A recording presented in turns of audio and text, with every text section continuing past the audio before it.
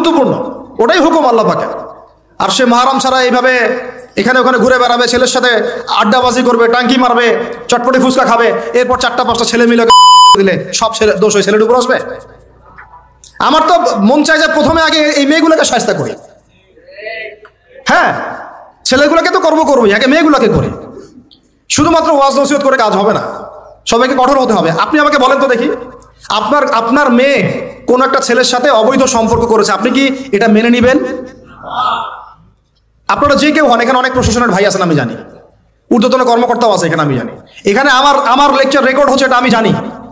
আর আপনি আমাকে বলেন বা আপনার সিনিয়রদেরকে বলান এই কথাগুলো মেসেজ পৌঁছান, তাদের ঘরে যদি তাদের মেয়ে কোনো ছেলের সাথে অবৈধ সম্পর্ক করে তারা কি মেনে নিবে? তাদের মেয়েকে যদি কেউ তারা কি মেনে নিবে? আপনার ছেলেটা যদি আপনি কি মেনে নিবেন? আপনার বাসায় যদি কালকে একটা ছেলে এসে বলে যে আপনার মেয়ে এসে বলে যে বাবা আমি ওকে ভালোবাসি, ওর সাথে বিয়ে করার আগে আমি যৌন সম্পর্ক করে ফেলছি, আপনি কি মেনে নিবেন? আপনি যদি জানতে পারেন কালকে আপনার মেয়ে গর্ভবতী হয়ে গেছে, আপনি কি মেনে নিবেন? আপনি যদি জানেন কালকে আপনার ছেলে আপনাকে এসে বলছে বাবা আমি একটা ছেলেকে নিয়ে আসছি, ও ছেলেটা আসলে বাইরে ছেলে, ভিতরে মেয়ে, তাই আমরা বিয়ে করে ফেলছি, আপনি কি মেনে নেবেন? তো এটা নবী সাল্লাল্লাহু আলাইহি ওয়াসাল্লামের ফিলোসফি ছিল। একজন সাহাবী এসে বলেছিলেন ইয়া রাসূলুল্লাহ আমি ইসলামের সব মানতে প্রস্তুত আছি, খালি আমাকে জিনা করার অনুমতি দেন। নাউযুবিল্লাহ। সাহাবীরা রাগ হয়ে গেছেন, হ্যাঁ কার সাথে কি কথা বলো, বেয়াদবি করতে। নবী সাল্লাল্লাহু আলাইহি ওয়াসাল্লাম বলেন দাঁড়াও দাও তাকে ছাড়ো, আমি বুঝাচ্ছি। নবীজি তখন বললেন দেখো তুমি যে প্রস্তাবটা আমাকে দিলা, ইসলামের সব তোমার ভালো লাগে কিন্তু জিনা করতে চাচ্ছ, তো এখন বলো তো দেখি তোমার মায়ের সাথে কেউ যদি এমন করে তুমি কি রাজি হবা? সে বলছে না। তোমার খালার সাথে করলে না, তোমার বোনের সাথে না, তোমার স্ত্রীর সাথে না, তাহলে যেটা তুমি অন্যের ক্ষেত্রে চাচ্ছ না, পছন্দ করো না, সেটা কেন তুমি তোমার ক্ষেত্রে চাচ্ছ? এভাবে চিন্তা করলে আমাদের আর কথা বলার দরকার আছে? আল্লাহ পাক আমাদের সবাইকে কথাগুলো বোঝার তৌফিক দান করে। এখন শেষ করে দিচ্ছি এই পয়েন্ট থেকে। দেখেন আমাদেরকে সবচেয়ে ভালোবাসেন আমাদের রব আল্লাহ। সত্যিকারের ভালোবাসার ডেফিনেশনটা হচ্ছে যে আপনি নিঃস্বার্থভাবে কাউকে ভালোবাসেন।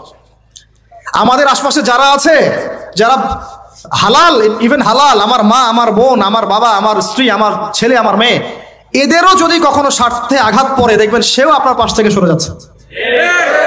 এমন হয়নি কখনো? আপনার বন্ধু, আপনার ব্যবসার পার্টনার, আপনার বস, আপনার কলিগ, ওদের স্বার্থে আঘাত হলে ওরাও সরে যাচ্ছে পাশ থেকে, জিগরি দোষ সরে গেল পাশ থেকে, হয় না এমন? ভালোবাসা দুই প্রকার, বলেন কয় প্রকার? আমার সাথে বলেন, এখানে শেষ করে দিব 10টা মিনিট। ভালোবাসা কয় প্রকার? একটা হচ্ছে নিঃস্বার্থ ভালোবাসা। কি স্বার্থ? কোনো স্বার্থ নাই, নিঃস্বার্থভাবে ভালোবাসা। আরেকটা হচ্ছে কোনো না কোনো স্বার্থ জড়িত আছে এমন ভালোবাসা। আপনার স্ত্রীর চাহিদাও যদি আপনি পূরণ করতে ব্যর্থ হন, দেখবেন স্ত্রীর সাথে আপনার গন্ডগোল লেগে যাচ্ছে, যদিও সে হালাল বৈধ, তাই না? এমন হয় না অনেক সময়? আমি তো অনেকদিন বলেছি, অনেকদিন আগেও বলেছি, 5 বছর 6 বছর আগে, যে মানুষ আসলেই মানুষের অবস্থানকে মূল্যায়ন করে, ভিতর থেকে মানুষকে শুধু মূল্যায়ন করে আল্লাহ রাব্বুল আলামিন। না হলে কি হতো? এই যে এত অন্যায় আমরা করেছি, আল্লাহ পাক কি আমাদেরকে ছেড়ে দিয়েছেন, ফেলে দিয়েছেন, গজবে ধ্বংস করে দিয়েছেন? এই যে আল্লাহ পাক যে আমাদেরকে মহব্বত করেন, ভালোবাসেন, তার প্রমাণ এগুলো। আল্লাহ পাক চান যে আমরা যেন ফিরে আসি। আল্লাহ পাক বলছেন সারা দুনিয়ার সমান গুনাহও যদি সে করে ফেলে, আসমানের সমানও গুনাহ করে ফেলে, খালি তওবা করে ফিরে আল্লাহকে বলবে আস্তাগফিরুল্লাহাল্লাযী লা ইলাহা ইল্লা হুয়াল হাইয়ুল কাইয়্যুম ওয়া আতুবু ইলাইহি। আল্লাহ পাক বলছেন খালেস তওবা করলে গুনাহ তো মাফ করে দিবই, আগের গুনাহগুলোকে নেকি দিয়ে পরিবর্তন করে দিব। সুবহানাল্লাহ। ভালোবাসা না? আল্লাহ পাক সৃষ্টি করেছেন আমাদেরকে ভালোবেসে। কোরআন খোলেন, সূরা সাদ পড়েন, সূরা সাদের মধ্যে দেখবেন আল্লাহ বলছেন খালাকতু বিয়াদি মা মানাআকা আল্লা তাসজুদা খালাকতু বিয়াদি, মানে তুমি ইবলিস কেন তাকে সিজদা করলা না যাকে আমি নিজ হাতে সৃষ্টি করেছি? এটা মহব্বতের বহিঃপ্রকাশ না? আল্লাহ আমাদেরকে নিজ হাতে সৃষ্টি করেছেন। আল্লাহ পাকের হাত কেমন এটা আমরা ব্যাখ্যা করতে যাব না, হাতের অর্থ কি সেটাও ব্যাখ্যা করার তাওয়িল করার দরকার নাই। কোরআনে আসছে যেভাবে সেভাবে আমরা ঈমান রাখবো, ঠিক আছে ভাই? এখানে আবার অনেক তালগোল পাকায় ফেলে এবং বিভ্রান্ত হয়ে যায়, এদিকে যাওয়ার দরকার নাই। এখানে বোঝানো হচ্ছে আল্লাহ রাব্বুল আলামিন আমাদেরকে মহব্বত করে সৃষ্টি করেছে। এই পুরো সৃষ্টি জগৎটাই তো আল্লাহর মহব্বতের বহিঃপ্রকাশ। সবকিছু এত নিপুণভাবে চলতেছে, এটা মহব্বতের বহিঃপ্রকাশ না? আমি আপনাদেরকে নিয়ে যদি কোনোদিন কক্সবাজারের সৈকতে তারা দেখাতে পারতাম, তাহলে আমি বুঝাইতে পারতাম আপনাদেরকে যে এই মহাবিশ্বটা ঠিকই আছে কিভাবে। তারার মধ্যে একটা গাণিতিক ক্যালকুলেশন আছে যেটা সবাই জানে না, যারা একটু অ্যাস্ট্রোনমি নিয়ে পড়াশোনা করেছে তারা জানে। আপনার মানে মাথার বিবেকই উল্টায় যাবে যে এত সূক্ষ্মভাবে কিভাবে আল্লাহ রাব্বুল আলামিন এই মহাবিশ্ব সৃষ্টি করলেন। এক চুল এদিক ওদিক হলে পুরো বিশ্ব কায়নাত ধ্বংস হয়ে যাইত। এটা কি আল্লাহ পাকের মহব্বতের পরিপ্রকাশ না? আল্লাহ পাক তো বরং বলেছেন পুরো সৃষ্টি পরিবারটাই আল্লাহর আহাল, আল্লাহর পরিবারের অন্তর্ভুক্ত। সুবহানাল্লাহ। এমনকি আল্লাহ পাক আমাদেরকে বলেছেন তোমরা জমিনবাসীর সবার উপর রহম করো, ইরহামু মান ফিল আরদ ইয়ারহামুকুম মান ফিস সামা। তোমরা সবার উপর রহম করো, দয়া করো। দয়া রহম এটা তো মহব্বতের একটা অংশ। তোমরা সবার উপর দয়া করো, রহম করো, মহব্বত করো। এটা কি হবে? তাহলে আল্লাহ পাক আসমানে যিনি আছেন আল্লাহ পাক তোমাদের উপর রহম করবে ইনশাআল্লাহ। তা আমরা সেই মহান সত্তার ভালোবাসার থেকে বের হয়ে হারাম এই যৌন ভালোবাসার দিকে যাওয়ার চেষ্টা করেছি। আসলে এটা ভালোবাসা না, যৌনতা, এর দিকে যাওয়ার জন্য এইসব করছি। আল্লাহ পাক আমাদেরকে মাফ করে যেন হেদায়েত দান করেন। আল্লাহ পাক কত ভালোবাসেন এটা নিয়ে বলতে গেলে আজকে রাত শেষ হবে। দেখেন আল্লাহ রাব্বুল আলামিন আদম আলাইহিস সালামকে সৃষ্টি করেছেন, করে সমস্ত নাম শিক্ষা দিয়েছেন। নাম মানে হলো ইলম। নাম মানে কি? ভালো না বাসলে আল্লাহ পাক কাউকে সবচেয়ে সেরা কিছু দান করেন। সূরা ৩ আল্লাহ পাক কি বলেছেন? ওয়া তিন ওয়া যাইতুন, এগুলো শপথ করে লাকাদ খালাকনাল ইনসানা ফি আহসানি তাকওয়িম। মানুষকে সবচেয়ে শ্রেষ্ঠ কাঠামো আল্লাহ পাক দিয়েছেন, দেন নাই? তো কাউকে যদি মহব্বত না করা হয় তাকে আপনি সবচেয়ে সেরাটা কি দিতে পারবেন? আল্লাহ পাক আমাদেরকে মহব্বত করেন, ভালোবাসেন, এবং আল্লাহ চান আমরাও যেন তাকে মহব্বত করি, তাকে ভালোবাসি। এবং আমরা যদি কাউকে ভালোবাসি আল্লাহর জন্য ভালোবাসবো, কাউকে ঘৃণা করি আল্লাহর জন্য ঘৃণা করবো। মহব্বত আল্লাহর জন্য, ঘৃণাও কার জন্য? আল্লাহর জন্য। আল্লাহ পাক সমস্ত ইলম শিক্ষা দিলেন, এটা কি ভালোবাসার বহিঃপ্রকাশ না? নূহ আলাইহিস সালামের কওম দীর্ঘদিন আল্লাহর কথা শুনে না, আল্লাহ পাক সবর করলেন, ধৈর্য ধরলেন, গজব দিলেন না, শেষ পর্যায়ে গিয়ে আযাব দিয়েছেন। এই যে আল্লাহ পাক সুযোগ দেন, সময় দেন, এটা কি আল্লাহ পাকের ভালোবাসা, দয়া না? এরকম প্রত্যেকটা কওমের ক্ষেত্রে হয়েছে। আমি তো ফিল করলাম এই ভালোবাসা নিয়ে ঘাটাঘাটি করতে গিয়ে যে আসলে আল্লাহ পাক যে আমাদেরকে সবচেয়ে বেশি মহব্বত করেন তার সবচেয়ে বড় নিদর্শন কি জানেন? আমাদের কাছে আল্লাহ রাব্বুল আলামিন আল কোরআনের মতো কিতাব নাযিল করেছেন, আর আমাদেরকে আল্লাহ পাক নবী মুহাম্মদ সাল্লাল্লাহু আলাইহি ওয়াসাল্লামের উম্মত বানাইছেন। আল্লাহ পাক যে নবী মুহাম্মদ সাল্লাল্লাহু আলাইহি ওয়াসাল্লামকে এই দুনিয়াতে পাঠিয়েছেন না, এটাই সবচেয়ে বড় মহব্বত, সবচেয়ে বড় রহমত। কারণ তার সুন্নতে এমন কিছু নাই যেটা আপনি খুঁজে পাবেন না। আর তিনি আমাদেরকে যে মহব্বত করতেন, মুহাম্মদ সাল্লাল্লাহু আলাইহি ওয়াসাল্লাম আমাদেরকে যে মহব্বত করতেন, তিনি আমাদেরকে বলতেন যে আমরা তার ভাই। আমরা তার কি ভাই? মানে কি মায়ের পেটের ভাই? এটা বোঝানো হয় নাই। একটা হাদিসে তিনি বলেছেন আমি তো পিতৃতুল্য। তার মানে কি সত্যি সত্যি বাবা সন্তানের সম্পর্ক? রুহানি পিতা। তিনি কি ইমাম নন? তিনি ইমাম, তিনি নেতা, তিনি আমাদের শিক্ষক, তিনি নবী। তো তিনি আমাদেরকে যে মহব্বত করতেন, তিনি একদিন বলছিলেন সাহাবীদের সামনে, কাশ আমি যদি আমার ভাইদেরকে দেখতে পেতাম। সাহাবীরা বলছেন ইয়া রাসূলুল্লাহ আমরা কি আপনার ভাই না? তখন নবীজি বলছেন না, তোমরা আমার সাহাবী, আমার ভাই তারা যারা আমাকে না দেখেই আমার প্রতি ঈমান নিয়ে আসবে। প্রত্যেক নবীকে আল্লাহ পাক একটা দোয়া করার চান্স দিয়েছে। কয়টা ভাই? এমন একটা দোয়া যেটা করলে আল্লাহ পাক কবুল করবেনই করবেন। করলে আল্লাহ পাক কি করবেন? অবশ্যই কবুল করবেন। নবী সাল্লাল্লাহু আলাইহি ওয়াসাল্লাম বলছেন যে সমস্ত নবী এই দোয়াটা পৃথিবীতে করে ফেলেছে। তা আমি এই দোয়াটাকে মুলতবি রেখেছি যে কাল কিয়ামতের মাঠে আমি আমার উম্মতের জন্য সুপারিশ করবো ইনশাআল্লাহ। এবং নবী সাল্লাল্লাহু আলাইহি ওয়াসাল্লামের সুপারিশে বহু কবিরা গুনাহগার মুসলমান যারা জাহান্নামের ফয়সালা হয়ে গেছে তাদেরকে আল্লাহ পাক কিছুটা শাস্তি ভোগ করালে হলেও আবার জান্নাতে নিয়ে আসবেন ইনশাআল্লাহ। তো তিনি আমাদেরকে মহব্বত করেন না? করতেন না? চিন্তা করে তাহলে আমরা তার দিনকে কি মহব্বত করলাম, আমরা তার হুকুম হাকামের বিধিবিধান সুন্নতে কি মহব্বত করলাম, চিন্তা করেন। একটা হাদিসে নবীজি স্পষ্ট করে বলছেন এটা আমাদের জন্য একটা কষ্টি পাথর। এটা একটা কি কষ্টি পাথর। তিনি বলছেন লা ইউমিনু আহাদুকুম, তোমাদের মধ্যে কেউ মুমিন হইতে পারবে না। কি হইতে পারবে না? মানে প্রকৃত মুমিন হইতেই পারবে না তোমরা। হে আমার উম্মত, তোমাদের মধ্যে কেউ প্রকৃত মুমিন হইতেই পারবে না যতক্ষণ না হাত্তা আকুনা আহাব্বা ইলাইহি মিন ওয়ালিদিহি ওয়া ওয়ালাদিহি ওয়ান নাসি আজমাইন, যতক্ষণ না আমি মুহাম্মদ সাল্লাল্লাহু আলাইহি ওয়াসাল্লাম তোমাদের কাছে নিজের কি সন্তান, নিজের বাবা মা এবং সমস্ত মানব জাতি থেকে বেশি প্রিয় না হচ্ছে। হাদিসটা আবার বলি, নবীজি বলছেন কেউ ততক্ষণ পর্যন্ত প্রকৃত মুমিন হতে পারবে না যতক্ষণ না আমি মুহাম্মদ সাল্লাল্লাহু আলাইহি ওয়াসাল্লাম তার কাছে তার সন্তান, তার পিতা, এমনকি সমস্ত মানব জাতি থেকে বেশি প্রিয় না হচ্ছে। আর আমরা যারা আগামীকালকে এইটার প্রিপারেশন নিয়েছি, আসলে কি আমাদের কাছে নবী প্রিয় বেশি না আমাদের দুনিয়ার স্বার্থ বেশি প্রিয়? যারা এগুলো করবে তাদের কাছে কি সত্যি নবী প্রিয়? তাহলে তারা করতে পারতো না। যদি নবী আমাদের কাছে সবচেয়ে বেশি প্রিয় না হয় আমরা মুমিন হতে পারছি না। আর যাদের কাছে নবী প্রিয় তারা কখনো এমন হারাম কাজে যেতে পারবে না। যারা যাচ্ছে তারা কখনোই নবীকে ভালোবাসে না, কোশ্চিন কালেও না। শোনেন, ওমর রাদিয়াল্লাহু আনহুর নাম শুনেন নাই? বললে অনেক কথা ভাই, অনেক কথা, কোনটা রেখে কোনটা বলি। ওমর রাদিয়াল্লাহু আনহু একদিন এসে বলছেন খলিফাতুল মুসলিমিন, মুসলিমদের তিনি খলিফা। জান্নাতের সুসংবাদপ্রাপ্ত 10 জন সাহাবীর একজন। জান্নাতের সার্টিফিকেট পেয়েছেন পৃথিবীতে কয়জন সাহাবী? একটা হাদিসে একসাথে 10 জন। ওই 10 জনের অন্যতম একজন, যিনি এমন শাসন ব্যবস্থা পৃথিবীতে প্রতিষ্ঠা করেছিলেন যার মতো মিসাল এখন পর্যন্ত পৃথিবীতে আর দেখা যায় নাই।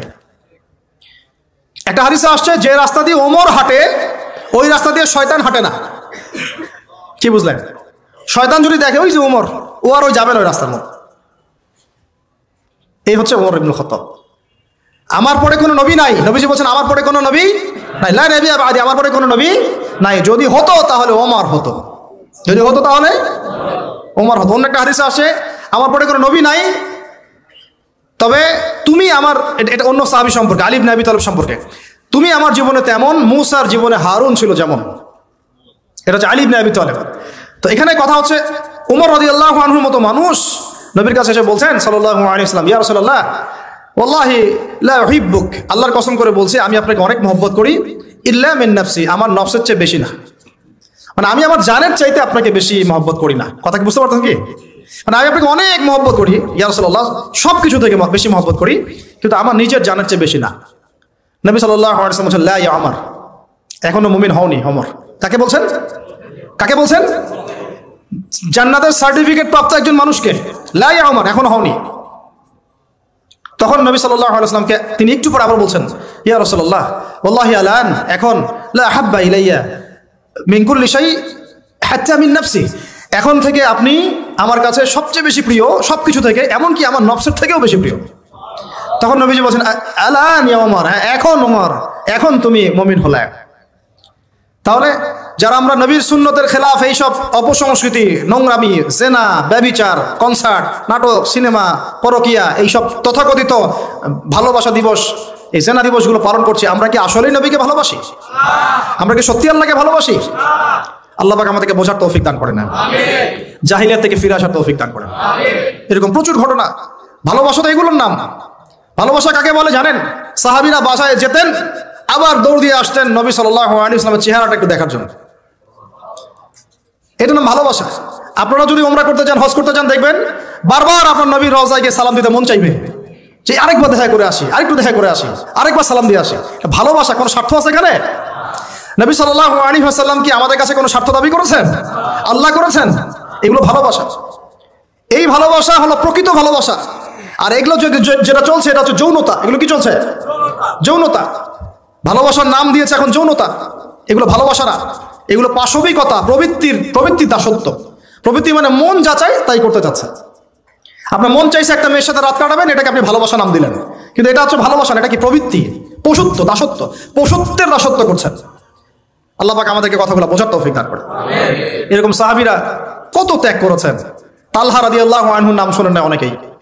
নবী সাল্লাল্লাহু আলাইহি ওয়াসাল্লাম উহুদ যুদ্ধের দিন সংকটময় একটা অবস্থায় ছিলেন। তালহা রাদিয়াল্লাহু আনহু একা নবী সাল্লাল্লাহু আলাইহি ওয়াসাল্লামকে ঢাল হিসেবে পিঠ পেতে দিয়ে আসেন, উনার দিকে কোনো তীর যেন আসতে না পারে।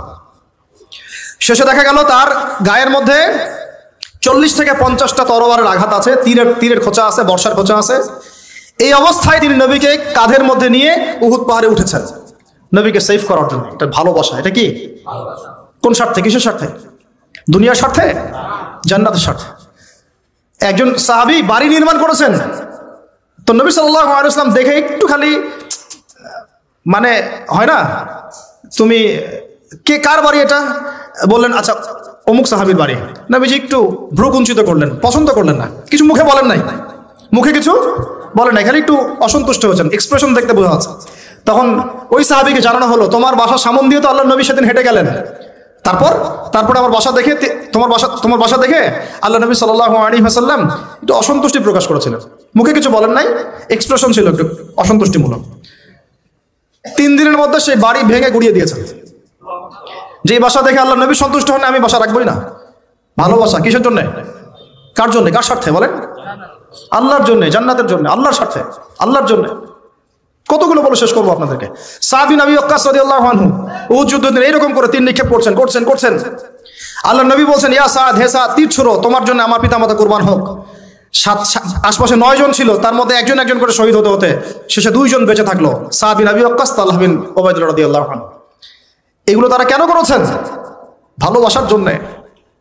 ভালোবাসা এগুলোর নাম। কতগুলো বললে শেষ করবো আপনাদেরকে, বলেন। নবী সাল্লাল্লাহু আলাইহি ওয়াসাল্লামের কাছে একজন সাহাবী আসেন ইসলাম কবুল করতে এসে হাতের মধ্যে কিছু বালা আংটি থাকে না, এগুলো ছিল। এগুলো খুলে ফেলে দিয়েছেন নবী সাল্লাল্লাহু আলাইহি ওয়াসাল্লাম, খুলে ফেলে দিয়েছেন। তো একটা খুব দামি সোনার আংটি ছিল, ফেলে দেওয়ার পরে অনেকে বলছে, তুমি তো এখন মুসলিম হয়েছো, ইসলাম কবুল করেছো, তো আচ্ছা ঠিক আছে, ওইটা না হয় নবীজি পড়তে নিষেধ করেছেন, তুমি ওইটা নিয়ে বিক্রি করে দাও, বিক্রি করে না হয় ওই টাকা দিয়ে অন্য কিছু করো। উনি বলছেন, কখনো না, আমার হাত থেকে আল্লাহ নবী খুলে একটা জিনিস ফেলে দিয়েছেন, আমি সেটা আবার নিতে যাবো? কিসের জন্য এগুলা? এটা ভালোবাসা, মহব্বত। আল্লাহ পাক এটাই কোরআনে বলছেন যে, কুল, হে নবী আপনি বলে দিন, ইন কুনতুম তুহিব্বুন আল্লাহ, তোমরা যদি আল্লাহকে মহব্বত করেই থাকো, আল্লাহকে সত্যিকার অর্থে ভালোবেসেই থাকো, ভালোবাসার দাবি করেই থাকো, ফাত্তাবিউনি, তাহলে নবীর আনুগত্য করো, ইউহিব্বুকুমুল্লাহ, তখন আল্লাহ তোমাদেরকে ভালোবাসবে, ওয়া ইয়াগফির লাকুম যুনুবাকুম, তোমাদের সব গুনাহ আল্লাহ মাফ করে দিবেন, আল্লাহু গফুরুর রহিম। এই হলো ভালোবাসা। ভালোবাসা মানে কি? ভালোবাসা মানে হচ্ছে আসসামু ওয়া তাআ, আমি নবী এবং আল্লাহ এবং তার রাসূলের কথা শুনবো এবং আনুগত্য করব, শুনবো এবং এর নাম ভালোবাসা। শুনবো, আনুগত্য করবো, তাহলে আমরা কি শুনবো, কি আনুগত্য করবো? আমাদেরকে প্রথমে কোরআন পড়তে হবে, কোরআনের অনুবাদ জানতে হবে, কোরআন অনুযায়ী জীবন করতে হবে, 5 ওয়াক্ত নামাজ পড়বো ইনশাআল্লাহ, হালাল খাবো, যাকাত দিব, রমজানের সওম রাখবো, নবীর সুন্নাহ অনুযায়ী জীবনযাপন করব, এবং সুন্নাহ বিরোধী, কোরআন বিরোধী, ইসলাম বিরোধী কোনো কাজে আমি লিপ্ত হব না। এই তো ভালোবাসা। এই ভালোবাসা যদি বহিঃপ্রকাশ ঘটাতে আমরা ব্যর্থ হই, নিজেও ধ্বংস হব, পরিবারও ধ্বংস হবে, আমাদের পরের প্রজন্ম ধ্বংস হবে, সমাজও ধ্বংস হয়ে যাবে।